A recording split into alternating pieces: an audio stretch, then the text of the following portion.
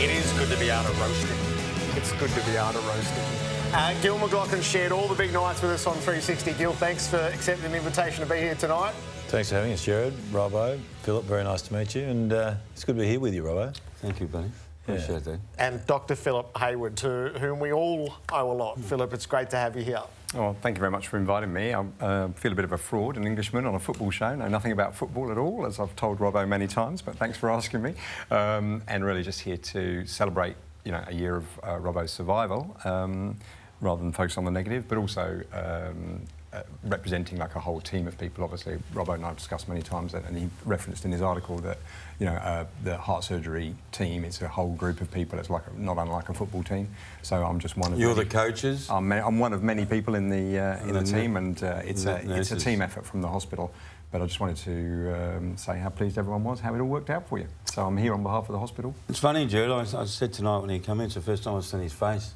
Because when I had the heart attack, there was all the hospital staff were wearing masks, and every time you visit him, and 3 or 4 times I have since, everyone's wearing masks. So when he walked in tonight, I said, "Such wow. a disappointment." That's what he looks like. Robbo, were they wearing masks for everyone else? No. It was a strange time, Phil, Gil, because it was COVID and everyone was locked out of hospitals.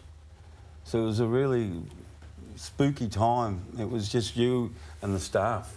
And that's why I put out a lot of messages about nurses at the time who, they were your family. I cannot... Anyone who's been in hospital knows what nurses do. When you're in hospital and there's no one visiting, you'll know, you know how powerful and how strong nurses are. Phil, what does he call you?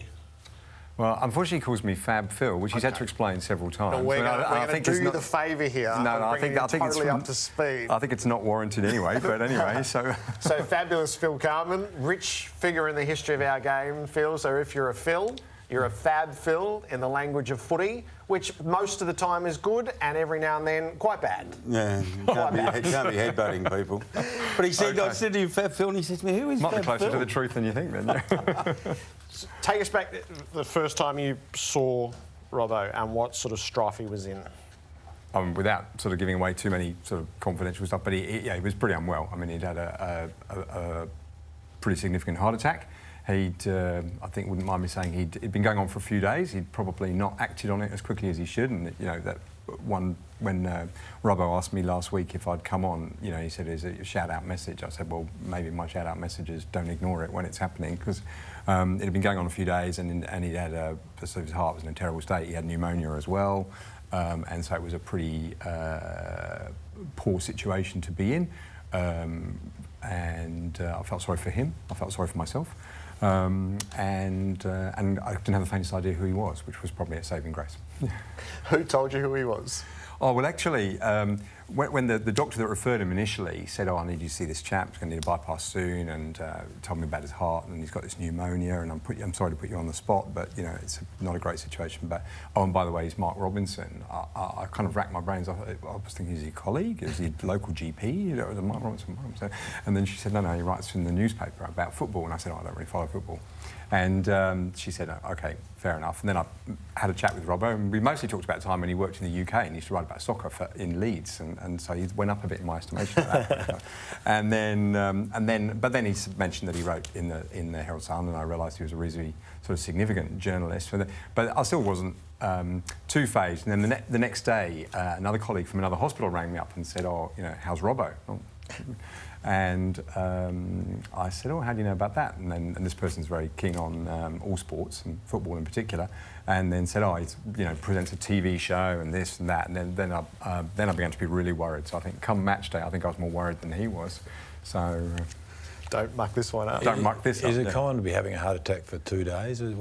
That seems. Oh, yes, I think people often. I mean, you know, if I had one, we've discussed this a few times. If I had.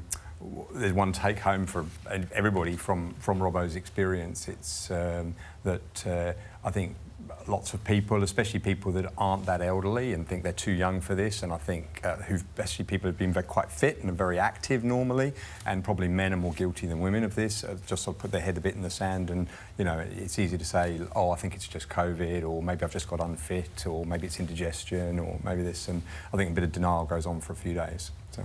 Do you get seriously? Do you get tested? Do a heart stress test?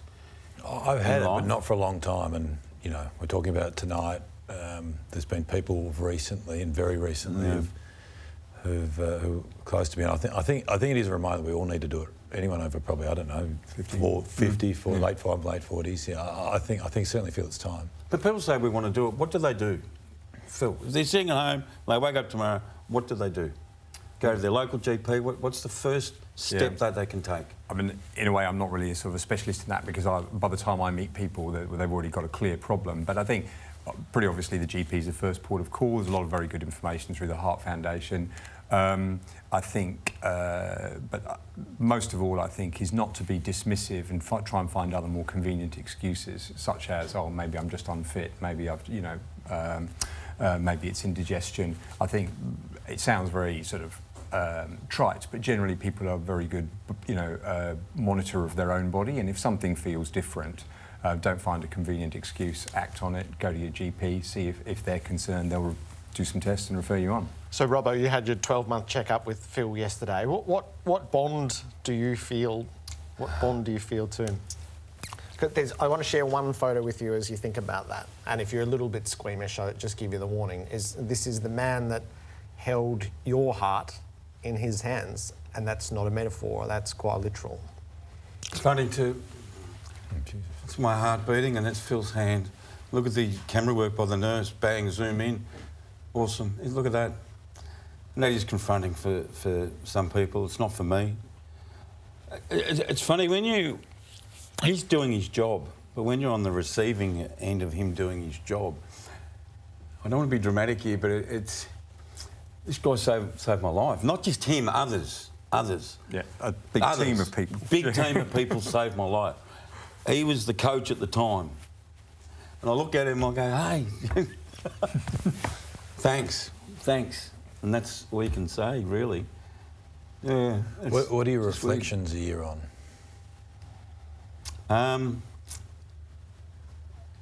Yeah, I'm a better person. I'm a more caring person. People might say I'm not, but I am.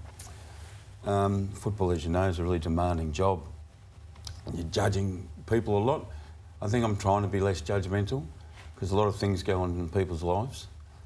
I'm not getting on a sort of a mountain and sermonising here, but I don't think you can go through what I went through and others at home have went through and think it doesn't have an impact. It has to. What it does, you actually, I said this at the time to others, and I've said it to Jared, I didn't know there was that much love, care and warmth in the world until I got out of this operation and survived, and so many people contacted me. I thought, how great's this world? Because when you're in my life with footy, bang, bang, bang, it's result-based. It's right, what are we doing, what are we doing? And it's enabled me to step back and say, this world's a good place for the good people. It's a nice sentiment. So heartfoundation.org.au to read up, to fully arm yourself with the information that you need, and to heed Robbo's message. I was one off his record. Is it still your record, 6? No, your record's 7. I've done 7. Yeah, I've done 7. But there's a growing number of 6s. We talked about with the sort of growth of diabetes and obesity. Then we're doing more bypasses than we've ever done before. So there's a growing number of people that need 5 or 6, which used to be very rare. And now he's starting to do keyhole heart surgery. Now that might sound, what's that? You know when they used to cut your ACL open, cut your knee open and pull out your ACL, and it went to keyhole surgery? Now Phil's starting to specialise, tell me if I'm wrong here, into keyhole heart bypass surgery, which is, for us people dealing with hearts, as we are, the experts, that's high tech, Jared, isn't it? Yeah, unfortunately we can only do 1 or 2 bypasses, so we're really dependent on people coming forward at an earlier stage of disease and maybe not leaving things quite as long. I don't mean in those sort of few days, I mean presenting months earlier when they first start to get problems. then there might be more people that can be fixed up with a less invasive procedure. But if you reach the end of the line, then I'm afraid that it will always be an open operation. So how complex, how long is the surgery? How demanding? Like for you, are they still challenging operations, or have you got that mastered now? No, I think the day you probably think you've got it mastered, you're going to run into trouble. But they are technically reasonably demanding. They go to a very standardised format. So there's a kind of generalised game plan and then an individual tailoring person by person. But I think they're physically quite tiring. They run for about 6 hours, so they're physically reasonably tiring, mentally reasonably tiring. But I think it's such a standardised operation, and you're so supported by such a brilliant team of people that it takes a lot of the heat off, to be honest. So as long as Robbo's alive when he gets to you and he's in the care of your team, he's pretty right once he gets there. Once he's in, it's hard to get beaten from there. Yeah, I mean, it's. I sort of did allude. There were other things going on with Robbo as well. The pneumonia. He had quite a bad pneumonia. That's a very bad combination for reasons I'm not turning it into a medical show. I won't bore you with, but that's quite a bad combination. So I think his situation was reasonably high risk, as he knows, because he was pretty unwell with the pneumonia and his heart was sort of failing. That's a bad combination. But by and large, if it's really just a heart problem, with the wonders of modern science and an excellent health system that we have here, and I can say that having come from the other side of the world, from another health system, shall we say, then I think most things are fixable now, which is fantastic. So that's the serious. Usually we would be buried in the serious. It all feels a bit frivolous tonight. It's a great relief to have you here, Phil, and be discussing things other than, you know. We wouldn't be able to eat well, I can't the eat heart attack cake. No, the heart attack cake. Still a nice. So I can take that home. Absolutely, you can take it home.